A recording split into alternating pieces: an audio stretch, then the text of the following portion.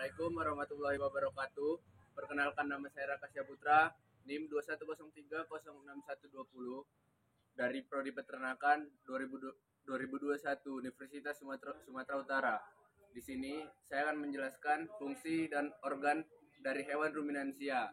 Yang pertama ada rongga mulut atau cavum oris. Organ mulut sapi terdiri dari dua organ sistem pencernaan penting, yaitu gigi dan lidah. Gigi membantu mengunyah makanan sapi, sedangkan lidah membantu mengatur meletak makanan, merenggut makanannya, serta menelan. Di dalam mulut terdapat saliva.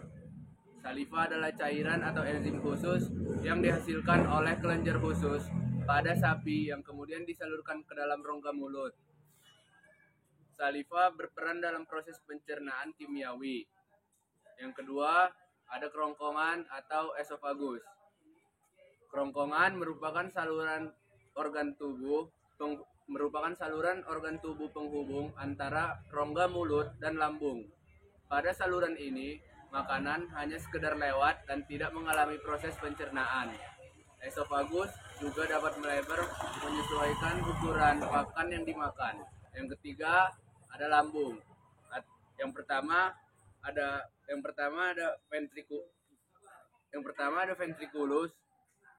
Yang ketiga, lambung atau ventriculus. Makanan akan digerus pada lambung. Lambung sapi dapat dibedakan menjadi 4, yaitu yang pertama, rumen. Rumen berfungsi sebagai tempat penyimpan makanan sementara yang telah ditelan. Sekaligus terjadinya fermentasi hijauan yang dibantu mikroba seperti bakteri, protozoa, dan fungi. Rumen menghasilkan PFH atau asam lemak terbang. Kemudian pada saat sapi istirahat makan akan dimuntahkan kembali ke dalam mulut atau regurgitasi dan akan dikunyah kembali atau remastikasi.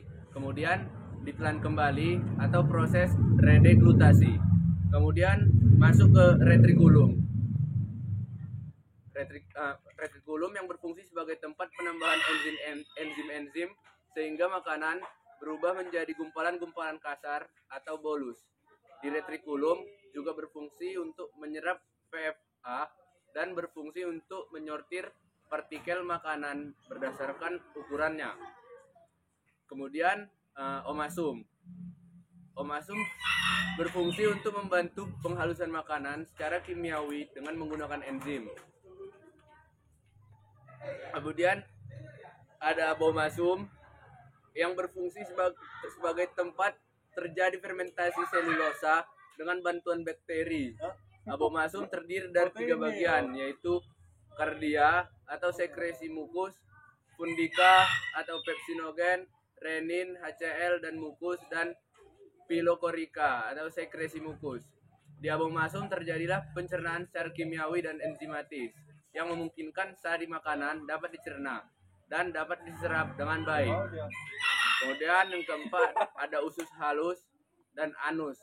Hasil pencernaan makanan akan diserap oleh usus halus atau intestinum tenue, berfungsi menyerap sari-sari makanan yang telah diproses di dalam lambung. Sari-sari makanan yang diserap kemudian diedarkan ke seluruh tubuh. Di dalam usus halus terjadi proses pencernaan absorpsi dan fermentasi.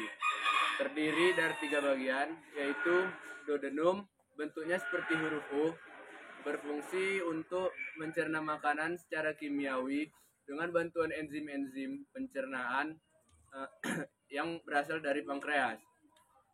Yang kedua ada jejunum, lanjutan dari duodenum, berfungsi untuk melakukan pencernaan dan penyebaran berbagai komponen terutama air, karbohidrat, protein, dan vitamin serta komponen bersifat lipofilik. Yang terakhir ada ileum yang bermuara di sekum, berfungsi untuk menyerap komponen makanan yang tidak diserap oleh jejunum. Yang kelima ada institutum crassum atau usus besar. Ukuran usus besar itu sendiri 1 meter. Di dalam usus besar akan terjadi penyerapan air dan melakukan penyerapan berbagai jenis vitamin, mengurangi keasam. 6.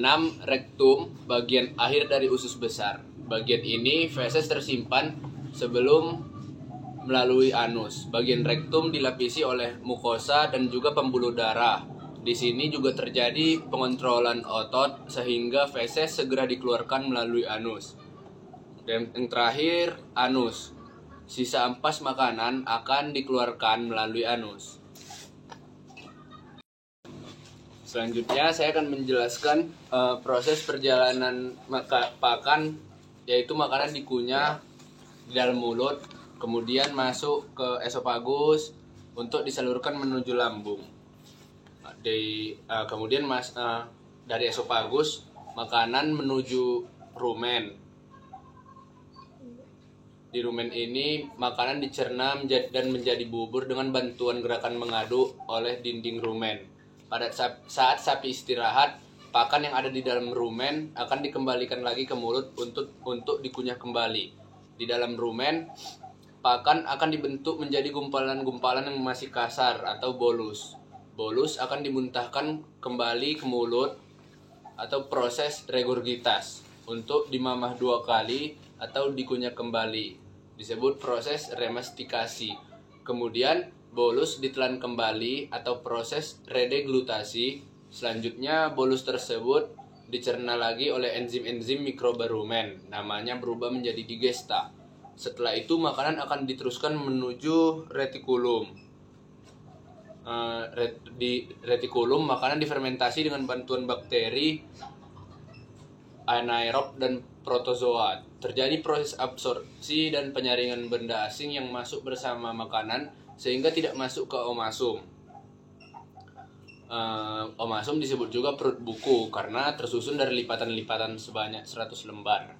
Pada omasum menghasilkan amonia dan mungkin asam lemak terbang. Selanjutnya makanan diteruskan ke abomasum.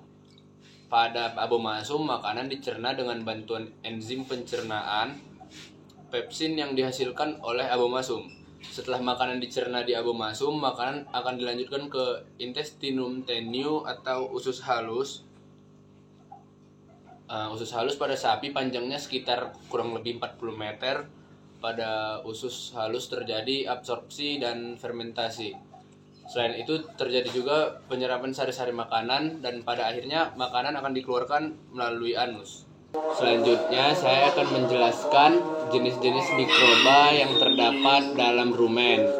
Dibagi menjadi 4 jenis mikroorganisme anaerob, yaitu bakteri protozoa, fungi, dan mikroorganisme lainnya seperti virus.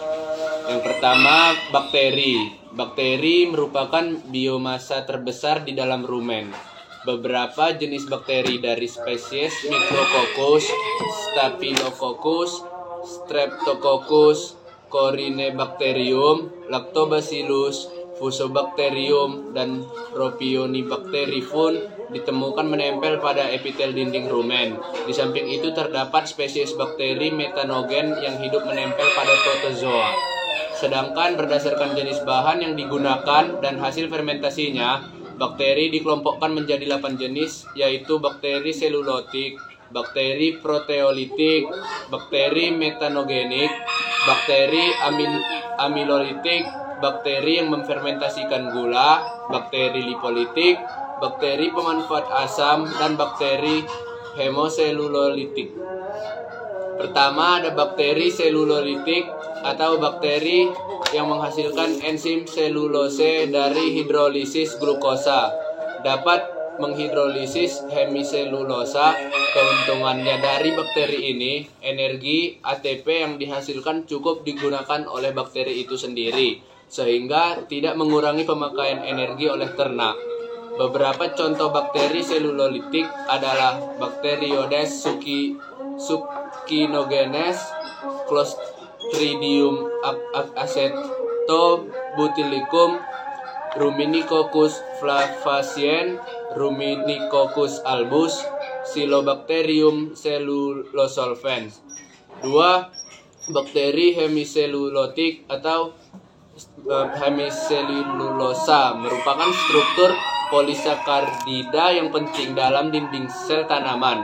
Meskipun demikian, ada beberapa mikroorganisme yang dapat menghidrolisa selulosa, antaranya Clostridium celluloforans, dan Bacteroides ruminicola.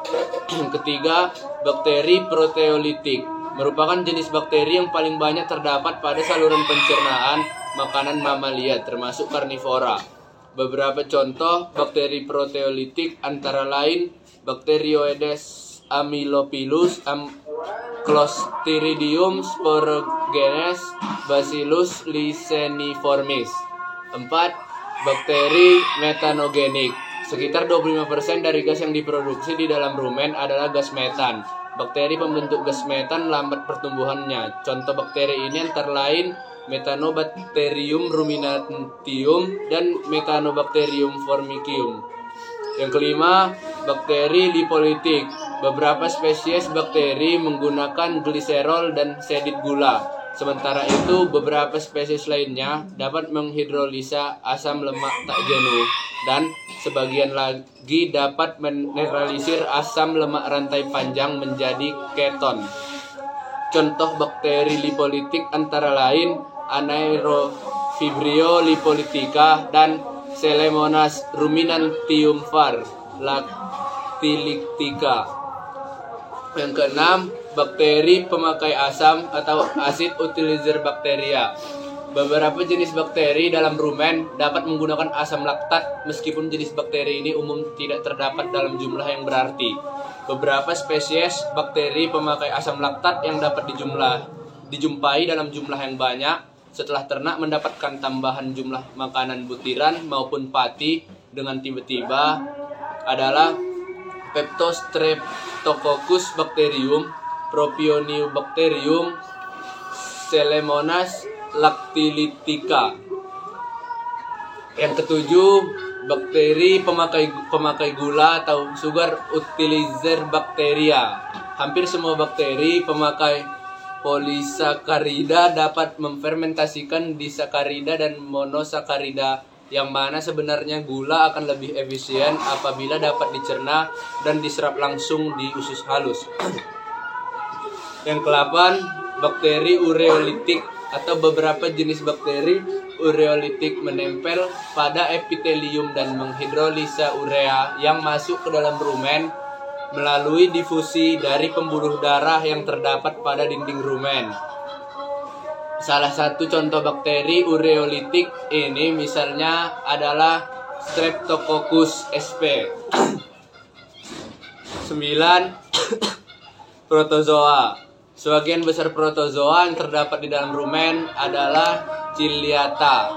Meskipun Flagellata juga banyak dijumpai, Ciliata ini merupakan non-patogen dan anaerobik mikroorganisme. Ciliata rumen dapat dibedakan menjadi 3 ordo, yaitu ordo Protomatida, ordo Trichostomatida, dan ordo Entodiniomorphida. Yang ke-10, fungi atau jamur. Jamur atau fungi anaerob sangat berperan penting dalam komunitas mikroba rumen. Fungi atau jamur akan memecah bahan makanan yang sulit dicerna dalam mikroba rumen. Selain itu, fungi atau jamur juga sangat berperan dalam degradasi serat yang terkandung dalam pakan. Salah satu contoh fungi dalam rumen antara lain jamur Physomycotes anaerob yang pada umumnya terdapat pada sapi dan domba yang diberi makanan berserat tinggi. Sekian praktikum dari saya. Apabila ada kesalahan saya minta maaf. Assalamualaikum warahmatullahi wabarakatuh.